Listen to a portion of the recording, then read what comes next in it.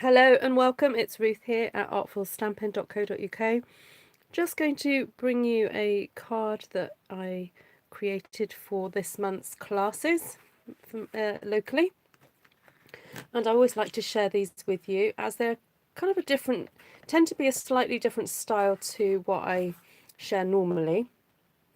The reason behind that is because when I'm creating cards to use a class, I have to bear in mind that I have a time restriction.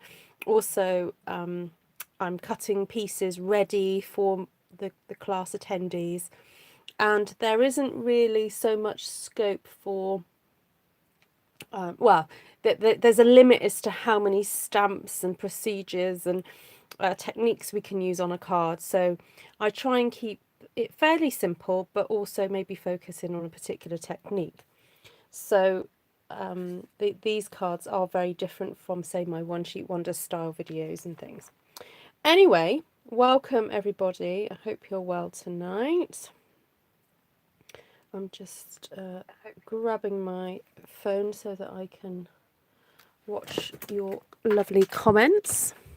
So I'm going to be presenting this card this evening, and then I will actually be filming. I've got two other cards to do, but I thought I would do them as separate videos so that you can, if you need to, you can pin them and have them, you know, be able to come back and access them later.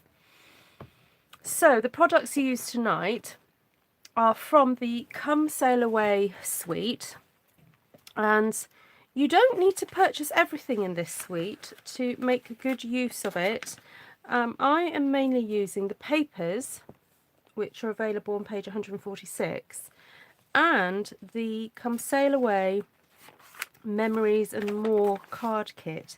Now, if you've never used one of these, I find these super duper useful. Let me just find the other. They're on another page. Hold on, so you get a better view of it. Inside that kit are lots of different little cards. They're designed for memory keeping, so they're 3 by 4 inches and also 6 by 4 inches. And you get these really cool stencils, and you may have seen me use these in previous videos. I know I've done it recently, maybe even on Monday actually. And so if you just want to get something from this suite, then I would totally recommend getting that little pack of cards. It's fabulous. So for those of you out there who are demonstrators and needing ideas too for your classes, then here you go, because I'm going to set out what I gave to everybody at their class. I'm just going to say a quick hello to those of you who are watching. Hello on the live, and welcome also if you're watching this on the replay. And Kay and Vanessa, Christine, Sheila, Gail, Dolly, Janice, and Harrod, Cindy, Betty. Oh, you finally have time to watch a live. Wonderful. Hi, Christine. Yes, you have seen that card before. Christine was with me the other day, so she made this card. Right, so in the little pack, I nearly called it a party pack then. I don't know, it might feel like a bit of a party when you come to my classes. Everybody got this, and then on the table was also some other things that they needed for making the card. So the centre focal point is this lovely image of this boat, and so I used this stencil and I cut the white cardstock to fit this exactly, and then used washi tape just to hold it in place as we then put the ink on. So I'm going to set this bit aside just for a moment while we focus on doing this piece here. So just another added little tip for you who run classes. I used these makeup brushes that I got from Amazon, and what I did was I just put little pieces of paper around them to denote what colours we were going to, what brush should be used with what colour. So that's just a helpful little tip, so that there isn't too much sort of colour muddling up. So you can start with the Night of Navy. You don't have to, but I will here, just so that it makes kind of sense. So I'm just going to get some of that dark colour there and start. Now a tip is to try not to actually touch the white with your fingers, because even if you've just washed your hands, over time the oils in your hands will start to transfer. So just build slowly, and this is what I had to say to a few of my ladies. Just take the time, do tiny little circles, build it up slowly. Don't be tempted to brush it on, just do small circles. And I said, it's polishing brass, you know. Now I am having to hold it, the boat, a little bit firmly, because it's quite a delicate image, and so yeah, I am having to do that, because by the time I finish this would have been, the stencil would have been used about 10 times. So it's starting to weaken a little bit.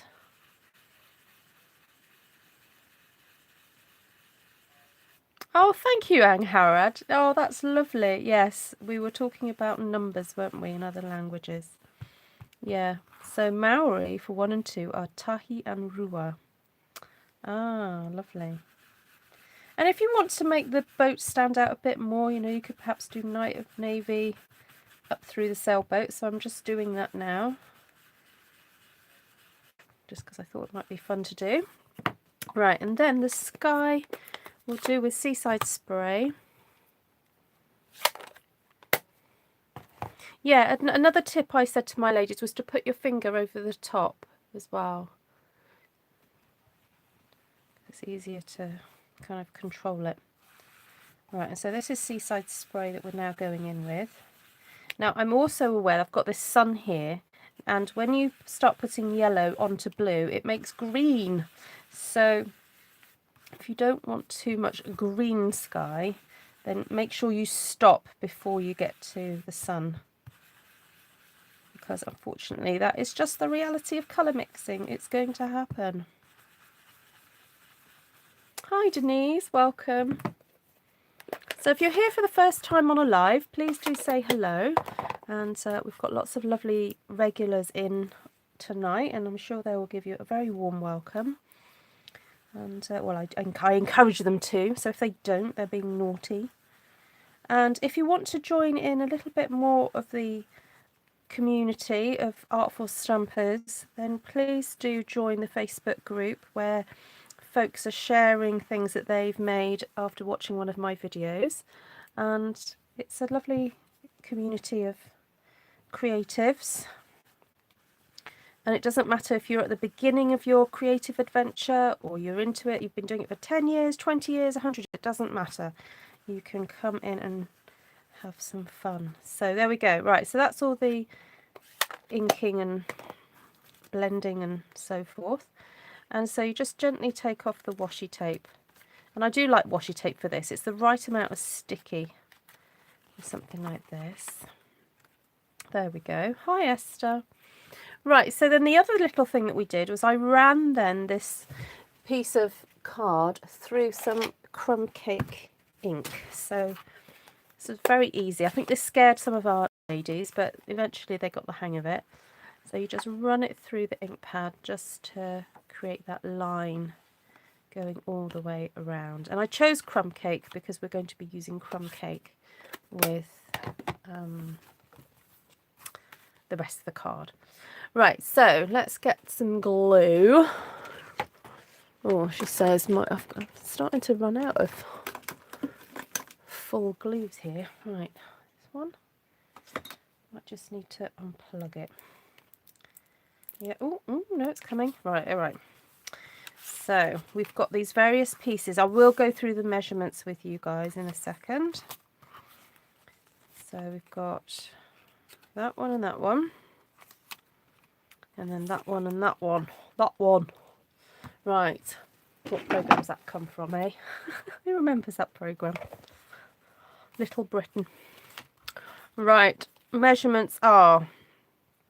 I think we'll do this in inches. So 1 1/4 inch by 4 1/4. And so your designer series paper needs to measure 1 by 4. Okay, 1 by 4, so 1 1/4 by 4 1/4. Then this section here measures 1, 2, 4, 5 by 5 3/4. And the designer series paper measures 3/8 by 5.5 inches. And the reason that is so that it all fits on nicely onto this base card, which measures. Now, if you're in the States, I would probably recommend that you use a 12 by 12 piece of cardstock and, you know, just do it 6 inches by 6 inches, because this is 5 7/8 pretty much by 5 7/8. Okay, so there we go. So to assemble it all, just take your time popping some glue onto the different areas. Oh, that was a bit of a big splodge there. I'm just going to create a quick little scraper for myself out of a piece of piece of just cardstock. There we go, waste not, want not. Move it about, put some on here, dab, dab, dab, dab, and start sticking it all together. Hi Monica, hi Wendy, nice to see you all. So from the gauging the response to most of my masculine style cards, it seems that a lot of my viewers do appreciate those videos and are always looking for new ideas. Now, I have said in the past that I don't always go down the route of specific thematic cards always. I tend to like creating my own patterns. So, you know, things like maybe the golf set and stuff like that don't generally appeal to me.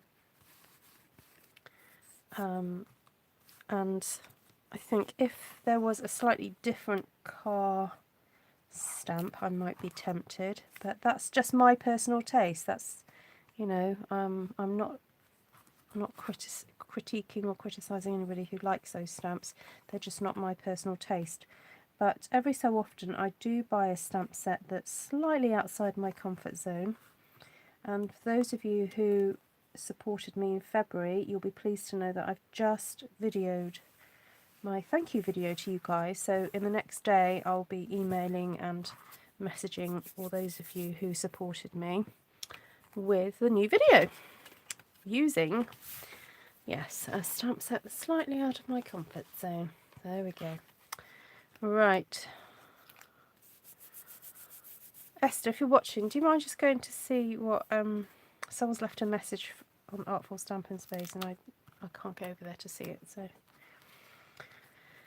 right, so to actually put these pieces onto the cardstock, I decided to use dimensionals, and the reason being was I wanted to create almost an impression that the image in the middle was framed by these sections on the outside, because typically we tend to raise up the central image on cards, and I thought it'd be nice just to do something a bit different and actually just raise up the edge pieces. And then oh, sorry, I'm gonna have to turn this around because I can't see what I'm doing up there. Right, here we go. Have it a bit closer to me. You have to kind of eyeball it and line it all up. There we go. There we go.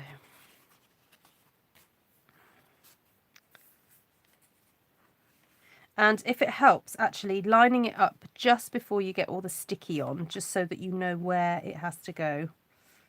I should advise that. Hi, Nydia, lovely to see you.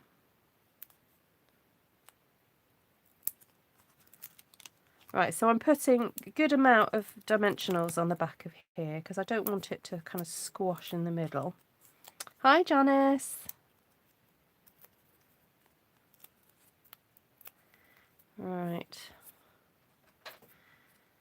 Let's get this on now. So that panel there. Then, now if you're being super pedantic, you can line up. Maybe not. I was going to say you could line it up, but I tell you what I would definitely advise is that you have north pointing north and south pointing south. Because if you gave this card to somebody who is nautical, oh my goodness, can you imagine the, you know, the shock if you got a compass the wrong way up.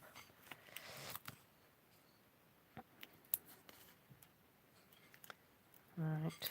Oh, my fingers are already getting a bit sticky.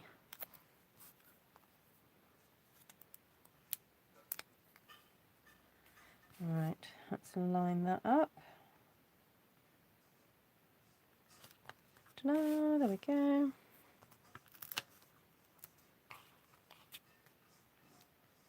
What did Christine do?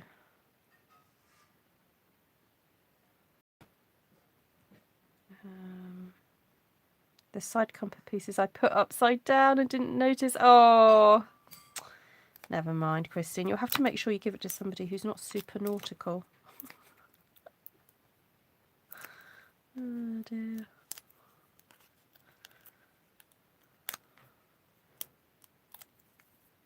I should have warned everybody, shouldn't I, at class?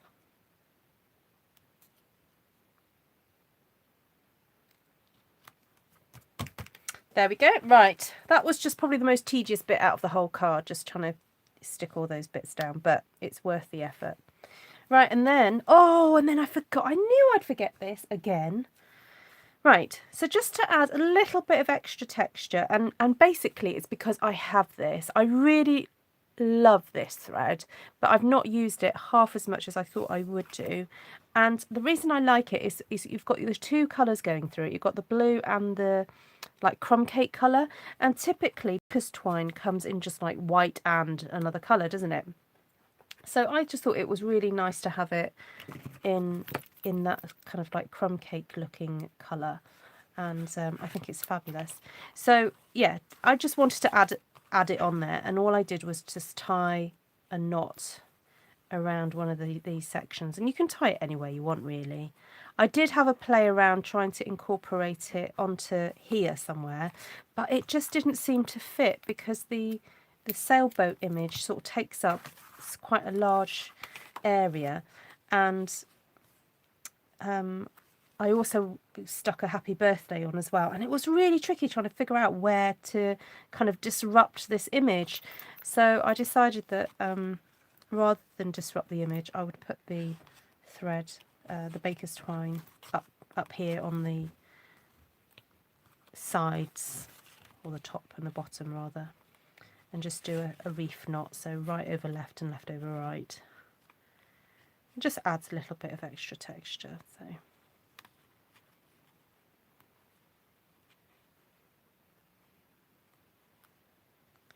oh, there you go. Right, and I do recommend that you stick all the pieces down before you stick the middle, because it's very easy to get the middle one slightly out of place. So there you go. Now what is missing, and I'm not going to do it, I'll just tell you what I did. I used the Label Me Bold stamps, and so there was a spare piece of crumb cake in every pack, and they got to stamp happy birthday or whatever sentiment they wanted to stamp, and then stick that on too.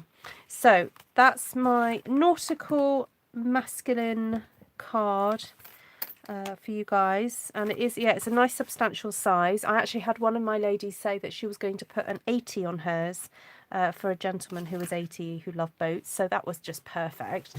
But yeah, and and just a great way to use these stencils. And once you've sort of had enough of using it, of course, you can just stick that down onto a card and use it. Maybe, I don't know, put it on a background, a really funky background or something, you know, that you could make. Oh, let's see what bit of paper I've got here.